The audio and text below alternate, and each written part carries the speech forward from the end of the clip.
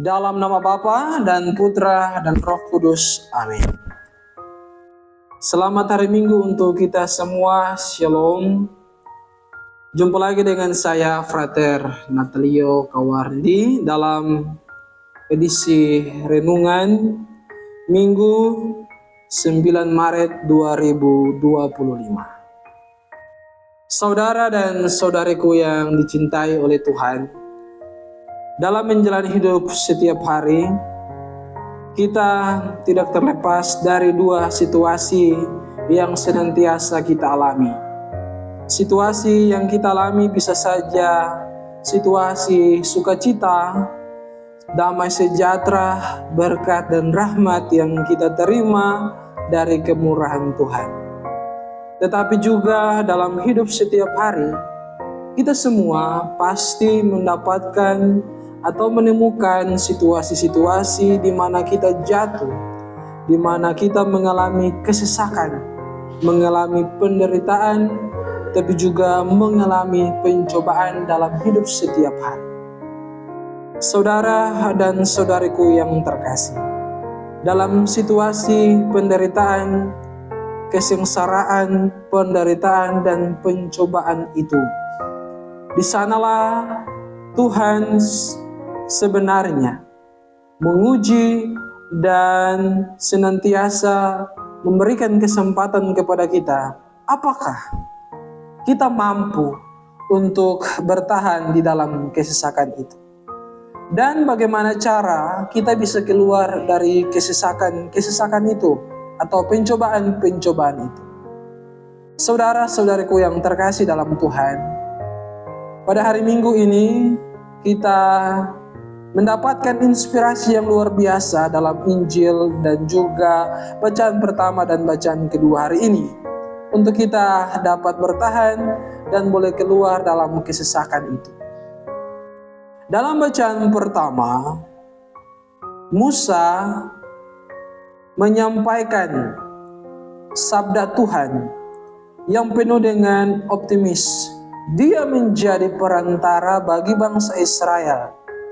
Bangsa Israel ketika mengalami penindasan, kesesakan, tapi juga mengalami penderitaan, Musa mengingatkan mereka bahwa pada waktu itu mereka mengalami banyak penderitaan, mengalami banyak cobaan. Tetapi mereka bisa keluar dari sengsara penderitaan itu karena yang pertama adalah mereka percaya pada Tuhan.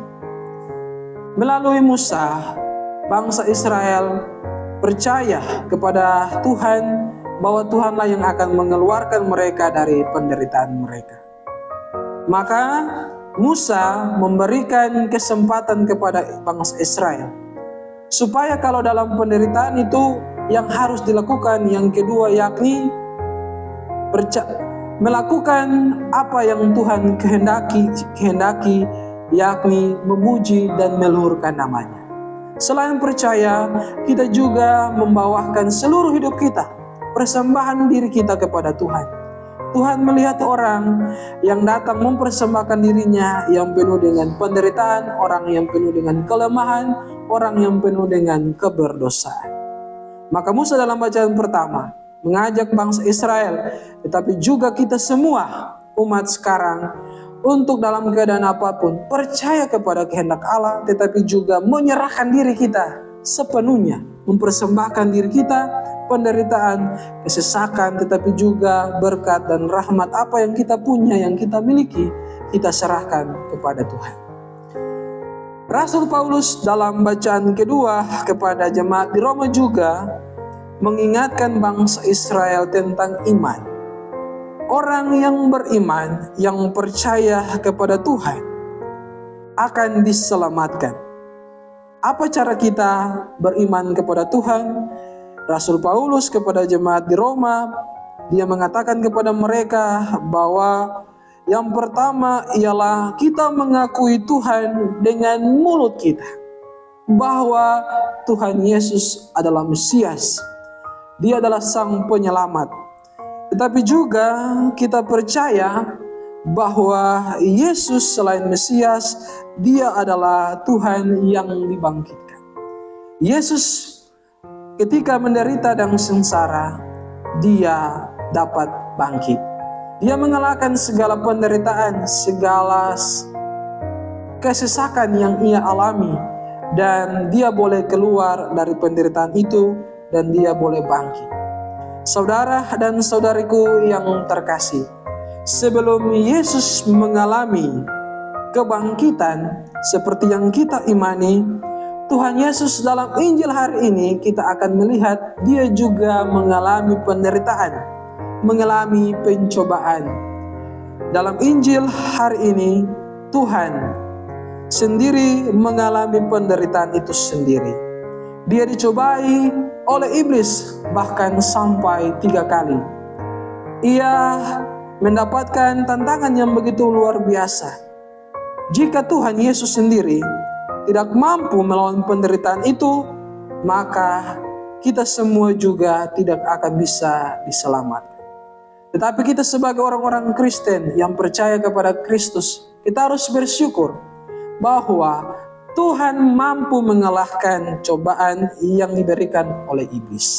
Saudara dan saudariku yang terkasih, mari kita belajar dari Tuhan Yesus yang mempunyai pribadi yang kuat, bertahan dalam penderitaan dan kesesakan, mampu mengatasi cobaan-cobaan yang datang melanda hidup kita. Tuhan menunjukkan bagaimana cara untuk kita bertahan dalam pencobaan. Dalam masa Prapaskah ini juga tentu kita dicobai dan juga mendapatkan banyak tantangan.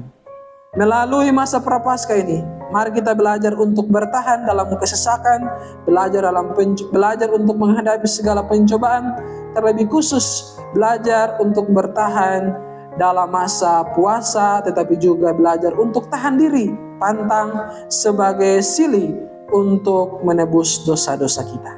Semoga kita semua dibantu oleh Tuhan Yesus untuk dapat bertahan dalam masa Prapaskah ini, dan kemudian kita boleh merayakan kebangkitannya yang sama-sama kita percaya dan kita imani.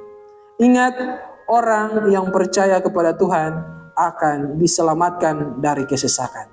Rahmat Allah menolong dan membantu kita semua untuk senantiasa kuat dalam segala pencobaan, dalam segala kesesakan hidup kita. Tuhan memberkati. Dalam nama Bapa dan Putra dan Roh Kudus. Amin.